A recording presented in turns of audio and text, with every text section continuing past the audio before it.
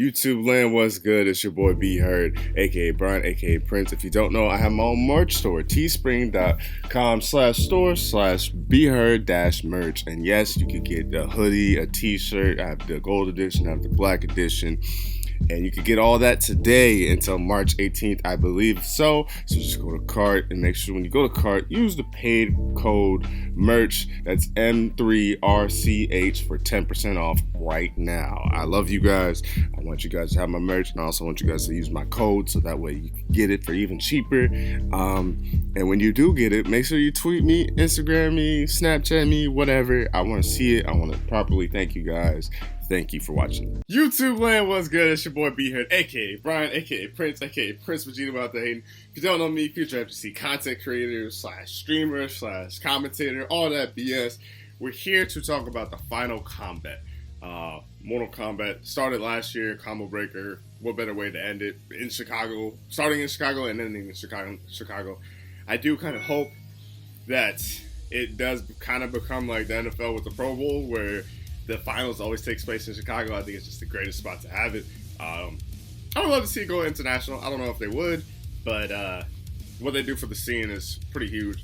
And we have to talk about the LCQ. I was going to do an LCQ prediction bracket and all that jazz, but unfortunately they canceled it. I was going to do the same thing for the final Kombat. If you're wanting to know who I had projected to win, I was voting for Rewind. I wanted to see the story. His dad passed March 1st, so shouts out to Rewind for being just probably he wasn't even there mentally, but to able to finish top 5. I know his dad's proud, and we're all proud of you, Rewind. Shouts out to you, brother. But yeah, they canceled LCQ. That's the only unfortunate bit. My biggest gripe with that is they refunded everybody. I love that. Shouts out to NetherRealm for that. But it's like, you knew that was probably lingering in the back of your mind that you was going to cancel it. I wish you did it before everybody kind of got on the flight and was already there to go to the event. And then it's like it kind of killed the finals because they had nobody in the crowd. Now, granted, coronavirus is something serious. You don't want to take your chances with that. But it's like all those people sacrificed their time, their jobs, their everything, their money, them being there, their health, all that BS to get on the plane. Excuse me. It's like they already made the sacrifice to reward them for the experience and what that production team did. That the production team had an amazing setup. If you look at it, like the setup was gorgeous. It was a thing of beauty. I mean, hell, like the player who lost the round would be grayed out, and then they would show the round of the other players smiling when they won. Like they put a lot of time and effort in that. I wish we just got to realize it. So let's get into the final Kombat, shall we? Death, taxes, and Sonicfox being good at video games are all the anomalies in life. That all the things that are just supposed to happen in life.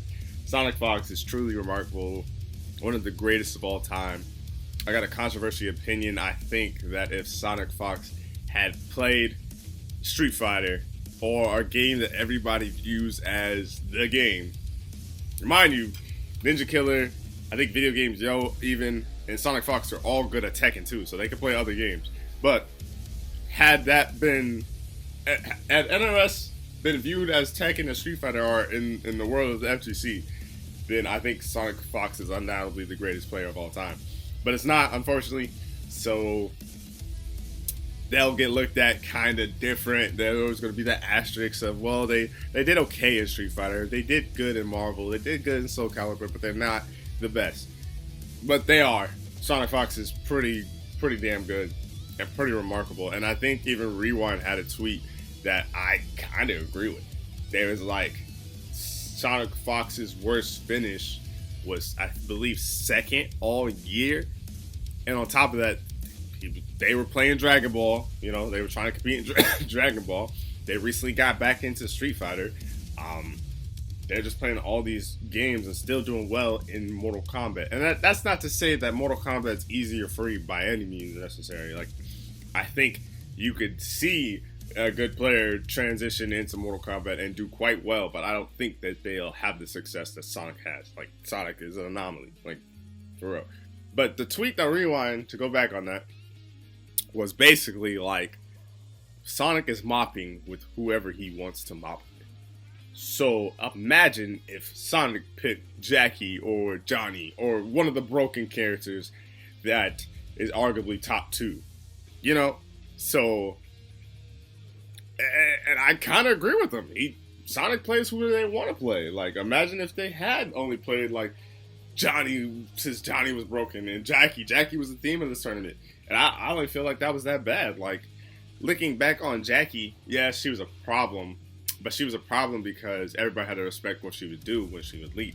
It's not like you could just anti-air or you could just try to false block it, anti-air that way. It's like he kind of had to hold whatever she would do. And I think that's the kind of brokenness that if all the characters have, I'm okay with. But when it's like one character, it stands out. And it's just like Abigail when he had his health and his damage in Street Fighter. It's like no matter how much you would do, eventually they're going to start doing whatever they want and then they're going to get away with it. And I think that's the issue with brokenness in games. Not necessarily that a character is overpowered and like other, just build everybody up. Give everybody something else.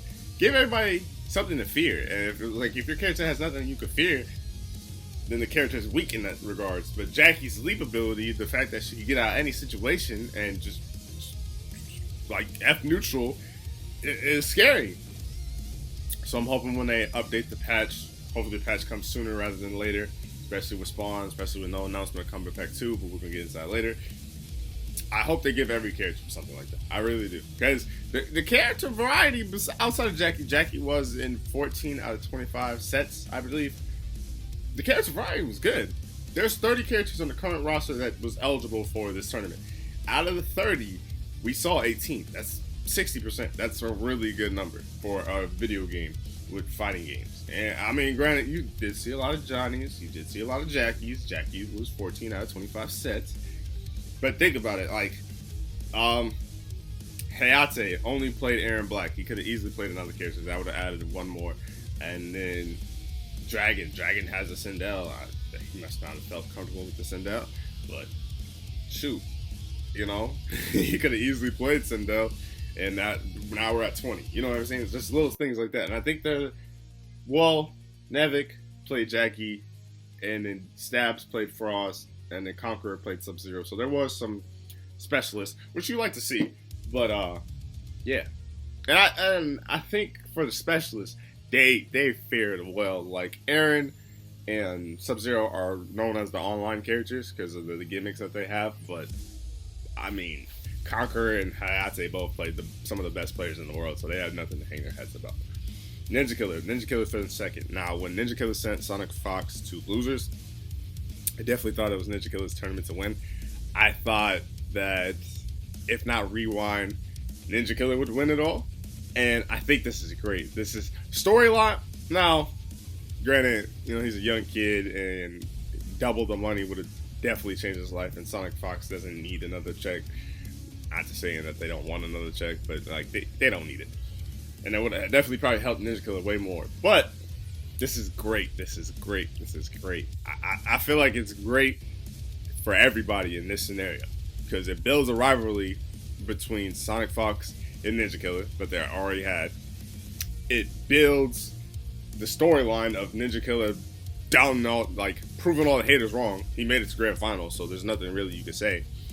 Then it gives Ninja Killer a chip on his shoulders that he's that good, he's that talented, and all the work that he's put in proves that. But now he still has something to chase for. So it's a win all around. And he doubts the haters. He gets the prize. He's in the grand finals. He proves that he's good, but he still has something to chase for. And that's the beauty of the story. And I think that's what's going to push the NRS scene completely far. Like, he's still the Liu Kang god. You still saw the amazing Liu Kang.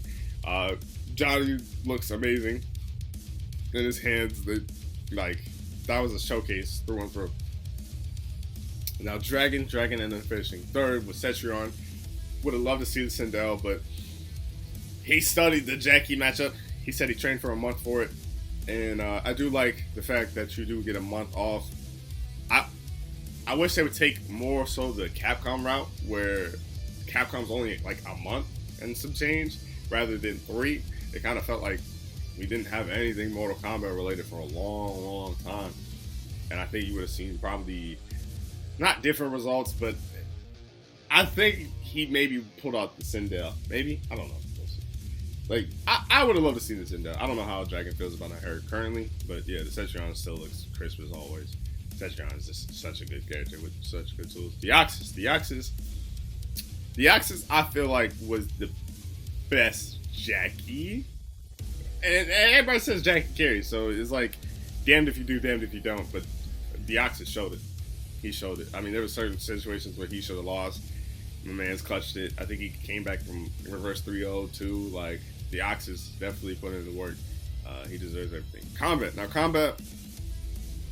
I think Kombat probably would have got the most flack out of this tournament, just off the simple fact that the LCQ got canceled, so he got the spot by default. Now, granted, Kombat would, if knowing anything in the, his name's Kombat, so he's got to be a competitor, right?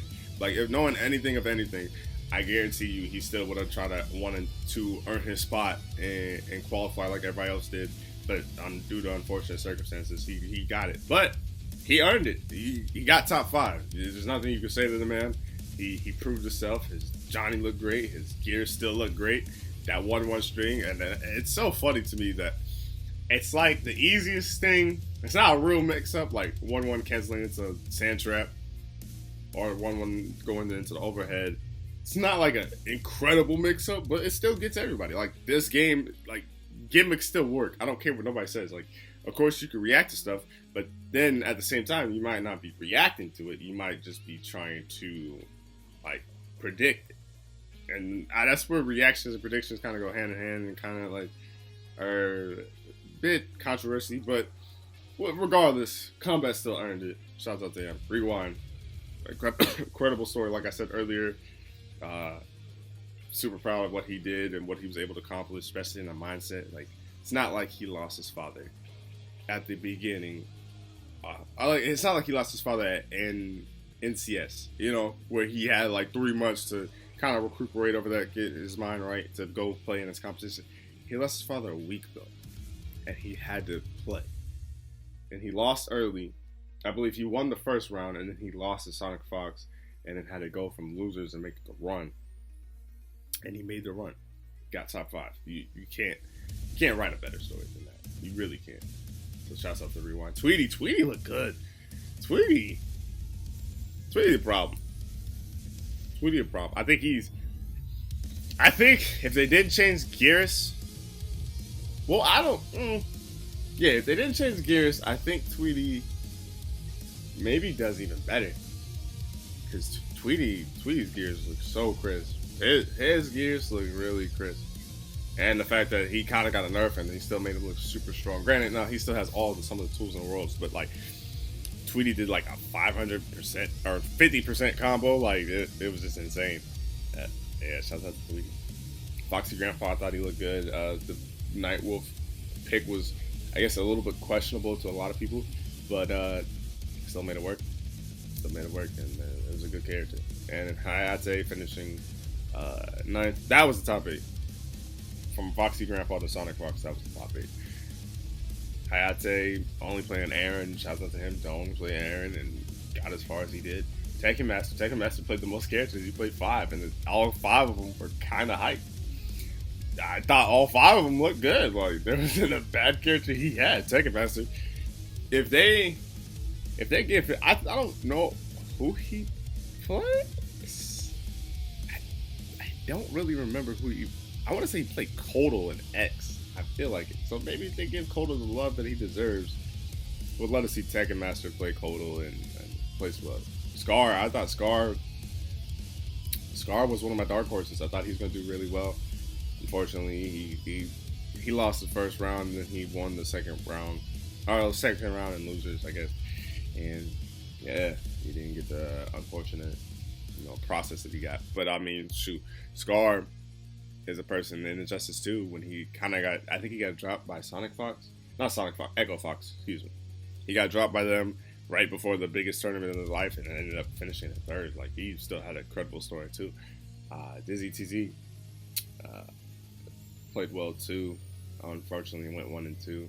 But D2 Stabs, Samij, Nevik, and Conqueror, they all put a show. Like, Conqueror and D2 Stabs had some of the closest matches Conquer, both his matches, he looked amazing. He made Sub-Zero look good.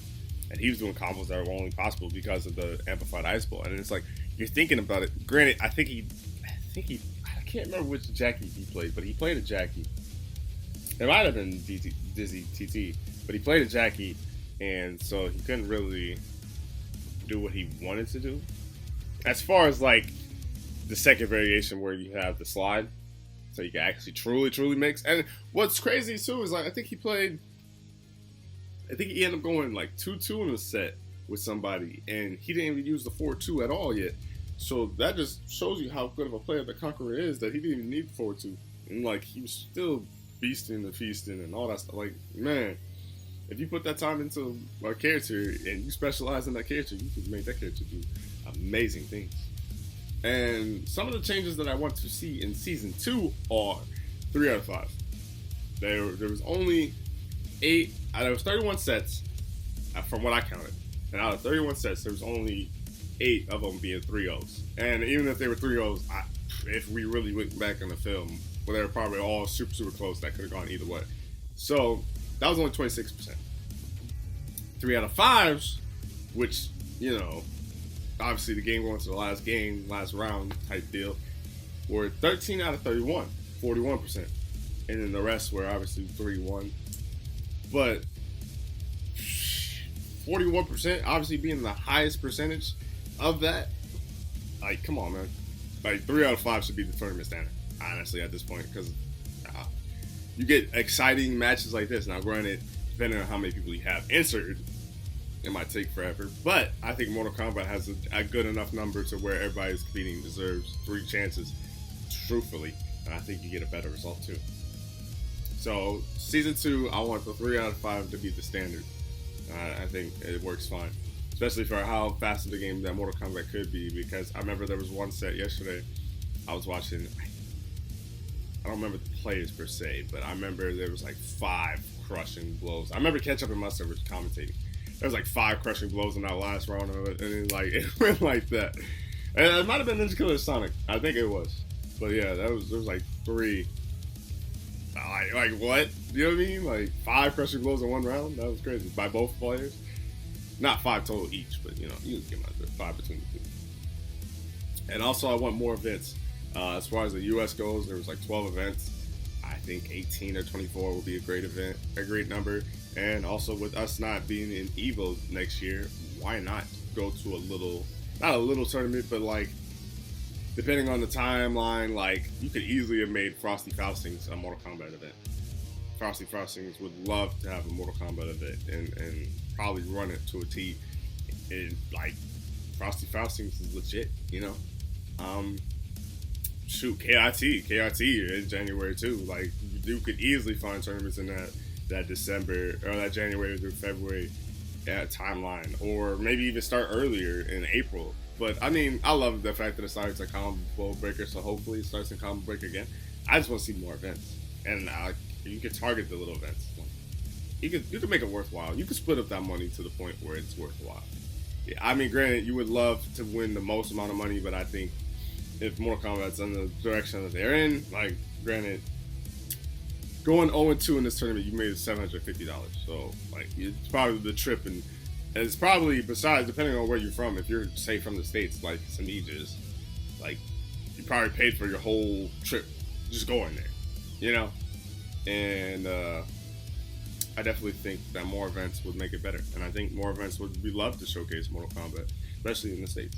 And in international, there was 9, so I'd say 12 if we can.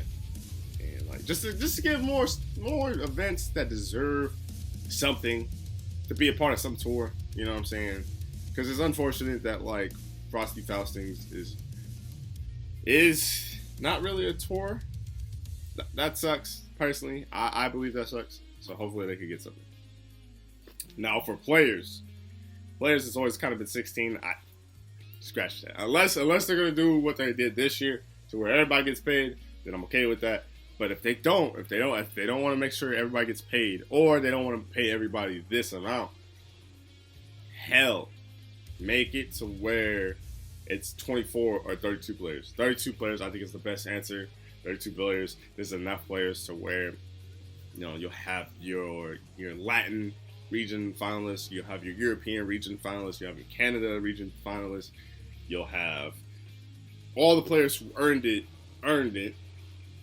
and I think it makes for a better tournament. And I think it's like you can play games. You can have 2 streams going up on top. Like there's enough Mortal Kombat to go around to where 32 would make sense, because there's enough Mortal Kombat to where, I know I keep saying to where, but there's enough Mortal Kombat to where we have all those damn commentators that we had be able to commentate, and then you have enough players to where you have enough content to go around. And I know everybody's thinking like, bro, the event yesterday was 10 hours. You could still do it in like not even one day. Like just have it go all the way up to top 8, and you can do it that way too. And like I think it works fine. Because think about like this from this perspective. Like yesterday was amazing. Yesterday was good Mortal Kombat content, right?